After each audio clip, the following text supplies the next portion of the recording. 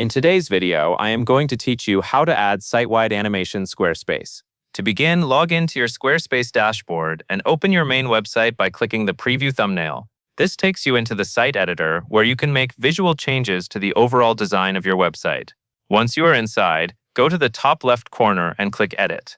This puts your site into editing mode so you can access the styling controls. Next, move your attention to the top right area of the screen and click the Site Styles paintbrush icon. This is where Squarespace keeps many of the visual settings for your site, including fonts, colors, spacing, and animation options.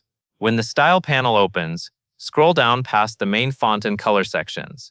Keep going until you reach the lower categories, often labeled Miscellaneous or something similar. In that area, click on Animations. Once you open the Animations section, you will see several preset animation styles available for your site. These typically include fade, scale, slide, clip, and flex. Click on any one of these options to preview how it looks. As soon as you select a style, Squarespace shows a live animation preview directly on your site canvas. This is helpful because it lets you see how the movement feels before you apply it across the entire site.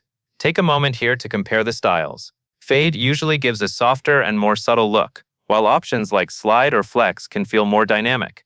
The best choice depends on the overall style of your website and how much motion you want visitors to notice. Under the animation style options, you will also find speed settings. Here you can choose between slow, medium, or fast. This controls how quickly the animations play as visitors move through your pages. If you want a smoother and more relaxed feel, use slow. If you want the site to feel more responsive and energetic, fast may work better. Medium is often a balanced option if you want something in between. After you have selected the animation style and speed that you prefer, go back to the top left area of the editor and click Done. Then click Save to apply the change. Once saved, the animation setting will be used across your website, including your subpages, giving your site a more polished and consistent look. That covers everything you need to know.